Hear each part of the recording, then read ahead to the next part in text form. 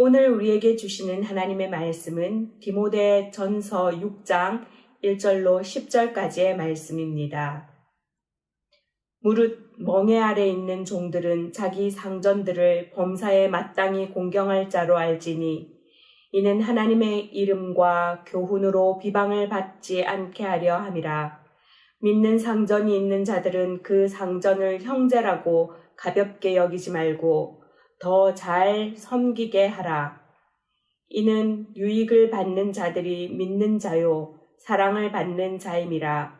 너는 이것들을 가르치고 권하라. 누구든지 다른 교훈을 하며 바른 말 곧 우리 주 예수 그리스도의 말씀과 경건에 관한 교훈을 따르지 아니하면 그는 교만하여 아무것도 알지 못하고 변론과 언쟁을 좋아하는 자니 이로써 투기와 분쟁과 비방과 악한 생각이 나며 마음이 부패하여지고 진리를 잃어버려 경건을 이익의 방도로 생각하는 자들의 다툼이 일어나느니라. 그러나 자족하는 마음이 있으면 경건은 큰 이익이 되느니라. 우리가 세상에 아무것도 가지고 온 것이 없음에 또한 아무것도 가지고 가지 못하리니 우리가 먹을 것과 입을 것이 있은즉 족한 줄로 알 것이니라. 부하려 하는 자들은 시험과 올무와 여러 가지 어리석고 해로운 욕심에 떨어지나니 곧 사람으로 파멸과 멸망에 빠지게 하는 것이라. 돈을 사랑함이 일만 악의 뿌리가 되나니 이것을 탐하는 자들은 미혹을 받아 믿음에서 떠나 많은 근심으로써 자기를 찔렀도다. 아멘. 교회에 새 가족이 등록을 해서 셀을 편성하려고 할 때 여러 가지를 고려하게 됩니다.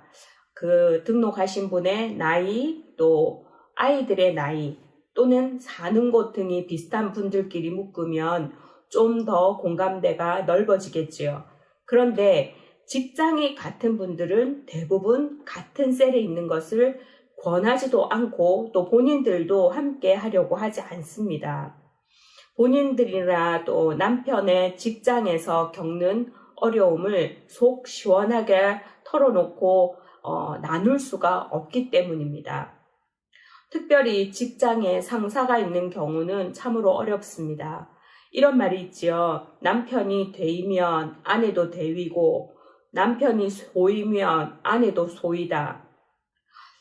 지금 시대가 어떤 시대인데 그런 말을 하느냐고 하실 분이 혹시 계신가요? 대표님이시지요. 대표님이 아니고는 그런 말씀을 하기 어려울 겁니다. 오늘 본문의 시작은 종들에게 상전들을 공경하라는 말로 시작하고 있습니다. 제가 언젠가 설교에서 말씀드린 적이 있는데 어린 아이가 살만한 세상에는 어린이날이 필요 없고 여성이 존중받는 세상에서는 여성의 날이 필요 없습니다. 모든 사람이 효를 다하면 어버이날이 있을 필요가 없을 겁니다. 결핍이 있고 말을 해야만 알고 챙겨야만 하기 때문에 특별한 날을 만드는 것입니다.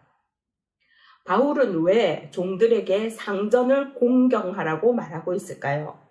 당시 로마에는 많은 수의 노예들이 있었는데 학자에 따라서 인구의 3분의 1 이상으로 보기도 하고 많게는 절반 이상이라고 추정하기도 합니다.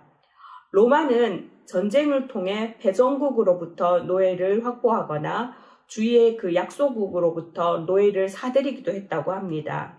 그리고 노예의 그 로마의 자유민 중에서도 빚을 청산하지 못하거나 또는 죄를 짓고 노예가 되는 경우도 있었다고 합니다.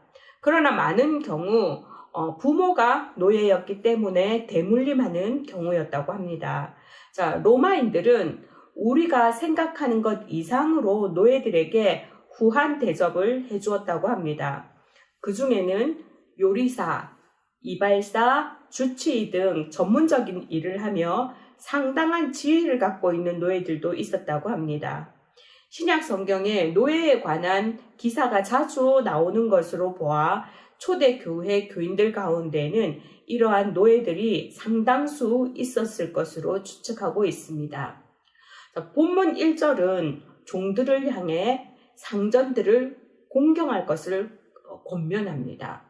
공경을 잘하고 공동체 내에 문제가 되지 않았다면 굳이 말할 이유가 없었겠지요.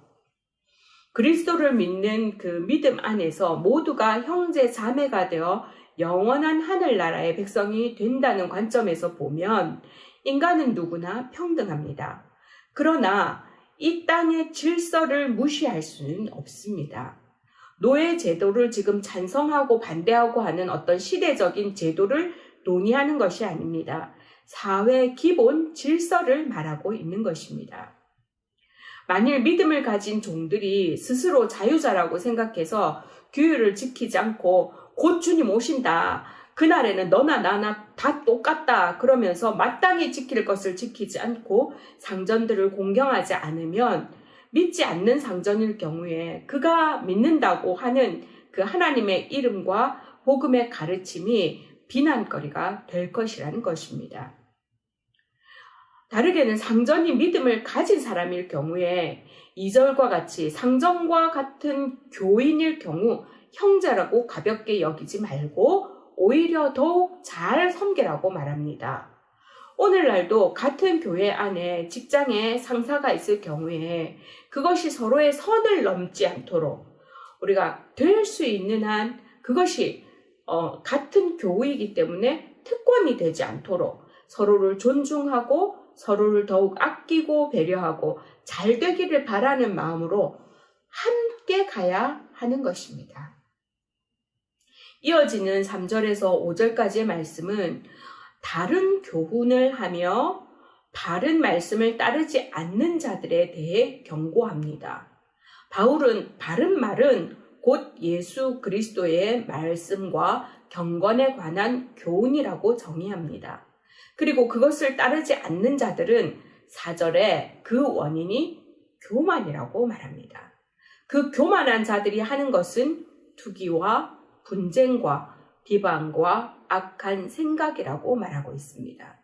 또한 종교라는 이름으로 거짓된 교훈을 가르쳐주고 그 대가로 물질적인 이익을 챙긴다는 것입니다. 이단들이 하는 대표적인 행태이지요. 그러나 교회 안에도 그런 사람들이 없는지 우리가 유의해서 살펴보아야 합니다. 내가 하는 말이 분쟁을 일으키고 비방하는 말들은 아닌지, 내 생계 수단을 위해서 교우들을 이용하고 있지는 않은지를 스스로 살펴보아야 합니다.